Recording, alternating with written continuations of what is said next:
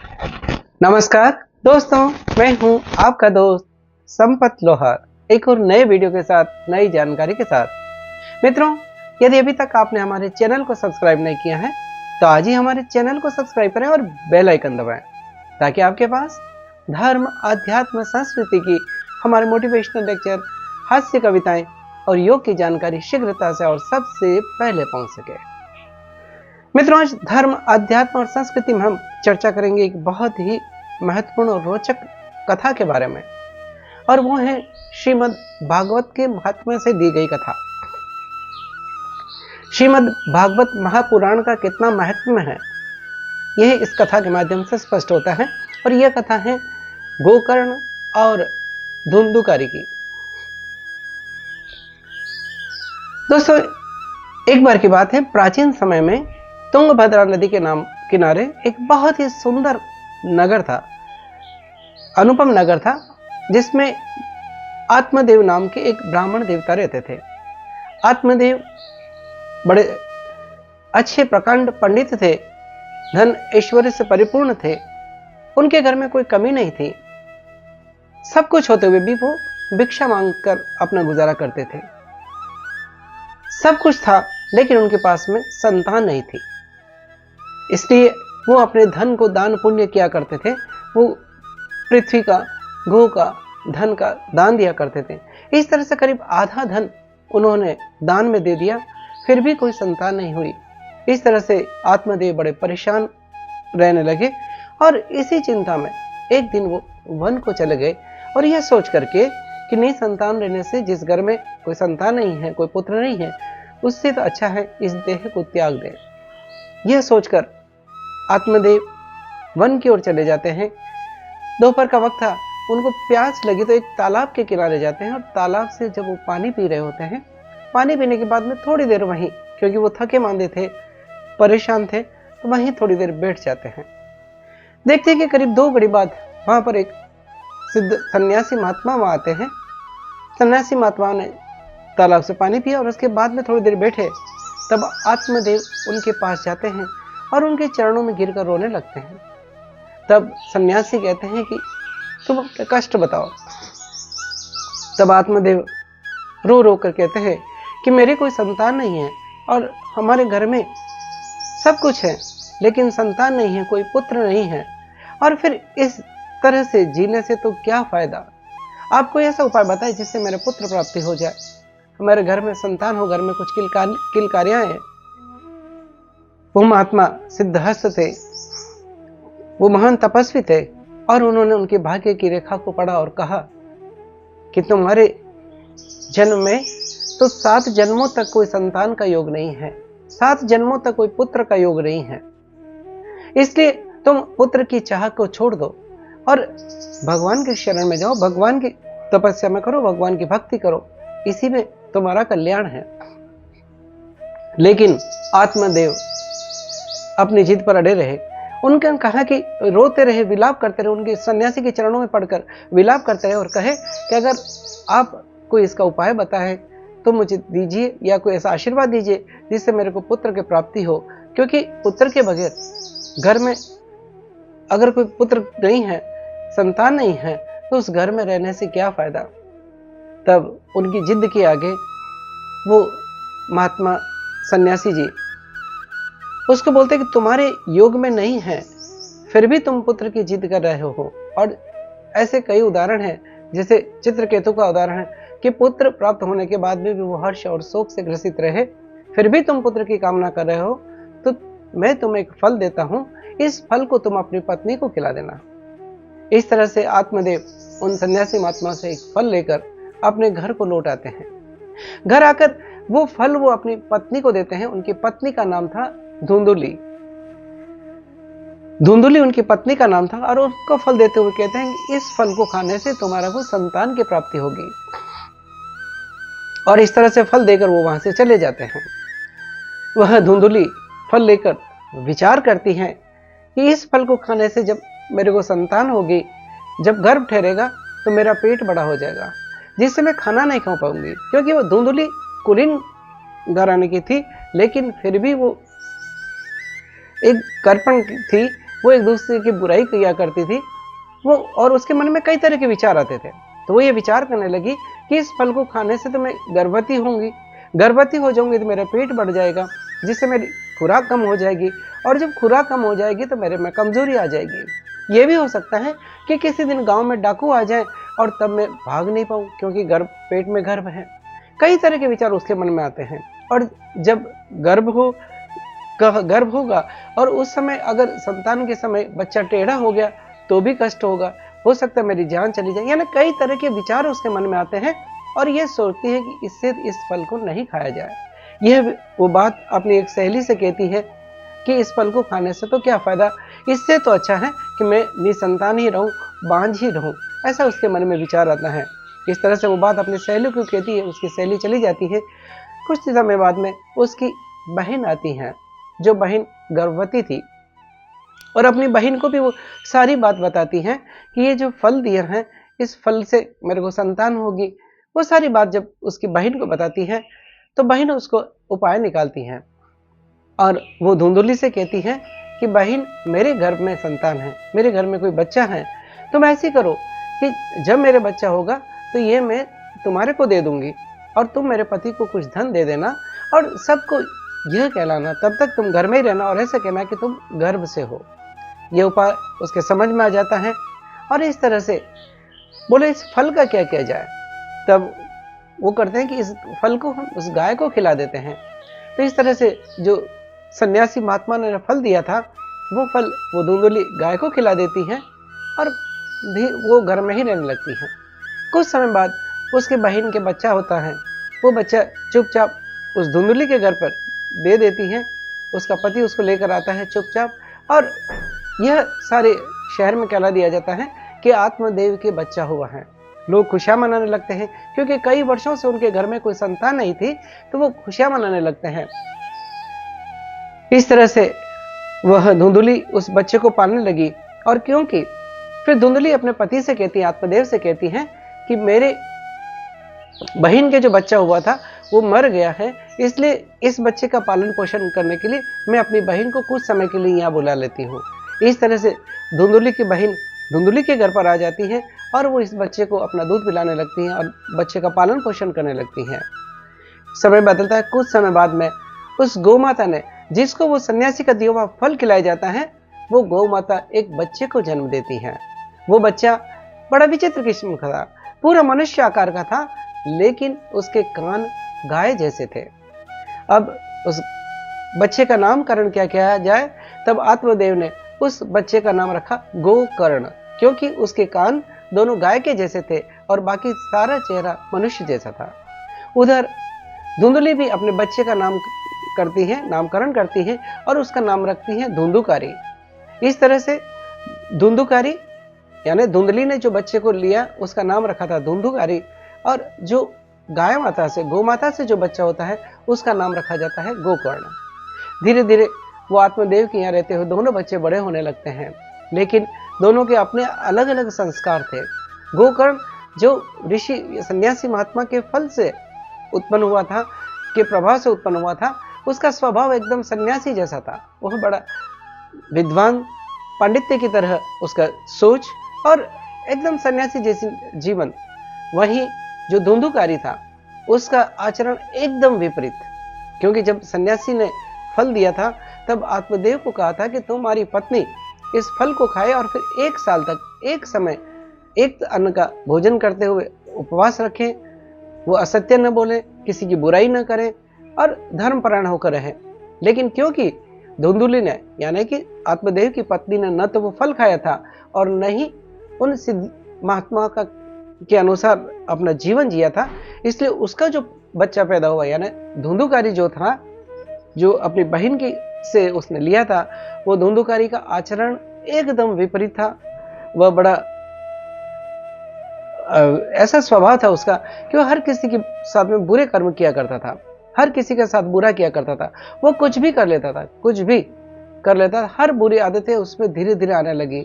वो चोरी करने लगा, लूटपाट करने लगा, यहाँ तक कि जो कोई मृत शव है उसको छू करके भी उसका अन्न खाने लगा। यानी सारे कार्य वो ऐसे करने लगा जो कि ब्राह्मणोचित नहीं थे। धीरे धीरे उसका पापाचार भी बढ़ते रहा उसके, क्योंकि उसके संस्कार ही कुछ ऐसे थे।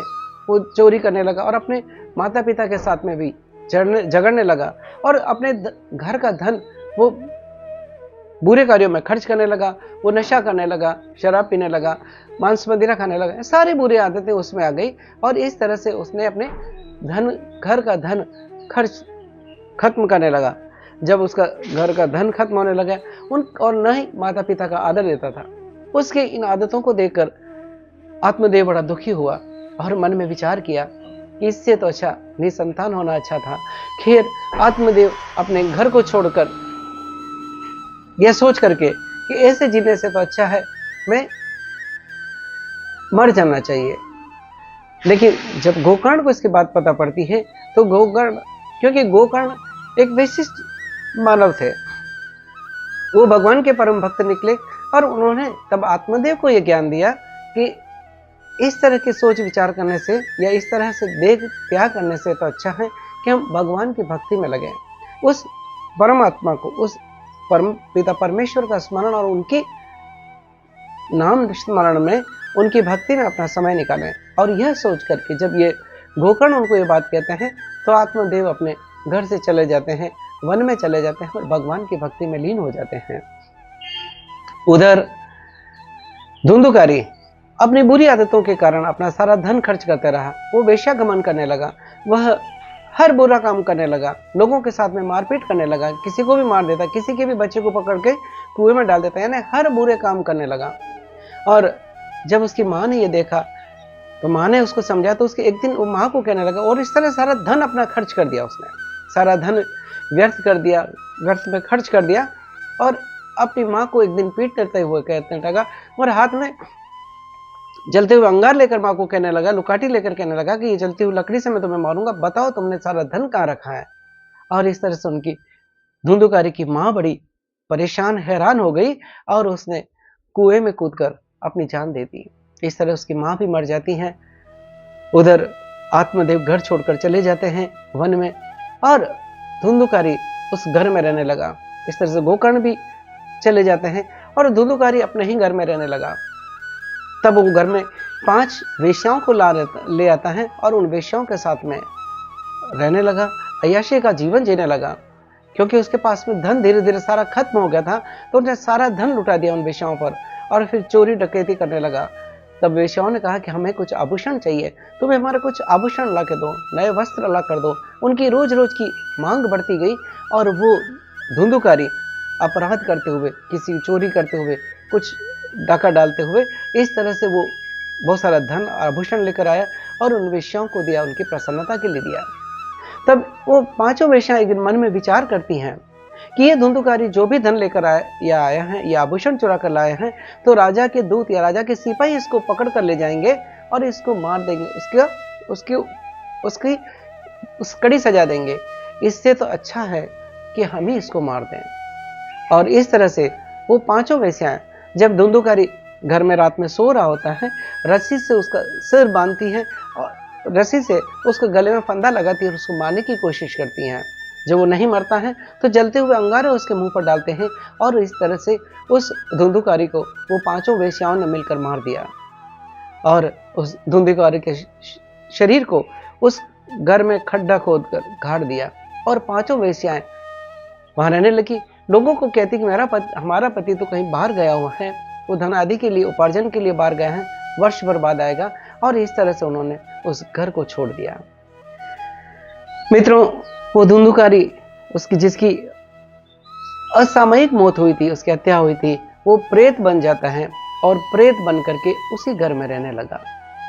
इस तरह से जब गोकर्ण को पता पड़ता है कि उनके भाई की अब इस दुनिया में नहीं रहा तो वो गया में जाते हैं, उनका श्राद्ध तर्पण करते हैं। जहां पे भी तीर्थ स्थानों पर जाते हैं वहां पर वो धुंधुकारी का श्राद्ध करते, तर्पण करते, उनके के लिए दान आदि देते। इस तरह से एक दिन गोकर्ण जी उस गांव में, अपने गांव में आते हैं और चुपचाप रात्रि में उसी घर में, अपने घर में रहते हैं। जब वो सो रहे होते हैं रात को तो एक अजीब तरह का दृश्य देखते हैं कि उनकी आंखों के सामने कभी कोई हाथी दिखाई देता है, कभी कोई भेड़ा दिखाई देता है। क्योंकि जो धुंधुकारी था उसके प्रेत आत्मा अलग अलग रूप में आकर उस गोकर्ण जी को डराने की कोशिश करती हैं। वो हाथी बनकर आ जाती हैं, कभी भेड़ा बनकर आ जाती हैं, कभी जलती हुई अग्नि बनकर आ जाती हैं, यानी अलग अलग रूप में आती हैं और वो उनके सामने आती हैं। और फिर गोकर्ण जब उसको देखते हैं तो उसको बोलते हैं और बुलाते हैं कि तुम कौन हो, तुम क्यों इस तरह से भयभीत कर रहे हो। जब वो बोलने की कोशिश करती है वो प्रेत आत्मा, तब कुछ बोल नहीं पाती, तब वो हाथ में अंजलि पर जल लेते हैं। और क्योंकि गोकर्ण जी बड़े प्रकांड विद्वान थे, उन्होंने अंजलि से कुछ जल लिया और जल की छींटे उस प्रेत आत्मा पर डालते हैं और फिर वो सारा वृत्तांत बताता है। वो धुंधुकारी सारी बात बताता है और उनसे पूछता है, गोकर्ण जी से कहता है कि आप कोई ऐसे उपाय करिए कि जिससे मुझे मुक्ति मिल जाए, इस प्रेत योनि से मैं मुक्त हो जाऊं, मेरा जीवन बड़ा कष्टदायक है तब, और मेरे को कुछ खाने को नहीं मिले, इसलिए मैं वायु रूप में रहता हूं, तो आप कोई ऐसा उपाय बताएं कि जिससे मैं इस प्रेत योनि से मुक्त हो जाऊं। इस तरह से गोकर्ण जी सुबह पास पड़ोस के लोगों को ये बात बताते हैं और सभी पूछते हैं कि इसका क्या उपाय किया जाए। वो गोकर्ण जी कहते हैं कि मैंने उसके लिए गया में श्राद्ध किया, बाकी तीर्थस्थलों पर भी श्राद्ध किया, लेकिन फिर भी इसकी प्रेत योनि से यह मुक्त नहीं हुआ, किस तरह से उसकी आत्मा को शांति मिलेगी। तब सब लोग अपने ग्रंथ शास्त्र देखते कई सुझाव देते हैं, तब बोलते हैं कि भगवान सूर्यदेव से प्रार्थना की जाए, उनसे कहा जाए, पूछा जाए। तब गोकर्ण जी अपने तपोबल से सूर्यदेव को रोकते हैं और सूर्यदेव कहते हैं कि तुम श्रीमद् भागवत महापुराण की कथा इसको सुनाओ। और इस तरह से गोकर्ण जी श्रीमद् भागवत महापुराण की कथा सुनाने का सारा व्यवस्था करते हैं और श्रीमद् भागवत महापुराण की कथा प्रारंभ करते हैं। जब कथा के प्रथम दिन वही धुंधुकारी जो प्रेत बना हुआ था उस कथा में आता है, क्योंकि उसका कोई शरीर एक वायु रूप में था, वो उसको बैठने के लिए कोई आसन या जगह नहीं दिखाई दी, कोई जगह नहीं दिखाई दी कि वो कहाँ बैठे। तब उसको सामने एक सीधी पड़ी हुई एक बांस की लकड़ी दिखाई देती है, बांस दिखाई देता है जिसके 7 गांठें थी अलग अलग। वो वायु रूप में जाकर उस बांस के अंदर बैठ जाता है और कथा सुनने लगता है, श्रीमद् भागवत महापुराण की कथा सुनने लगता है जो गोकर्ण जी अपने मुखारविंद से कह रहे थे। और देखते हैं कि संध्या के समय जब कथा पूरी हो जाती है तो अपने आप ही उस बांस की एक गांठ टूट जाती है और इस तरह से जो प्रेत योनि में वो धुंधुकारी जो प्रेत बन करके उस बांस में बैठा हुआ था वो उस एक गांठ को पार करके आगे निकलता है। इस तरह से दूसरे दिन की कथा हुई तो दूसरे दिन की गांठ, उस बांस की गांठ फूट जाती है। लोगों को भी विस्मय होता है कि किस तरह से इस श्रीमद् भागवत कथा का प्रभाव है, श्रीमद् भागवत महापुराण का प्रभाव है कि वो बांस की गांठ अपने आप खुलती जा रही है।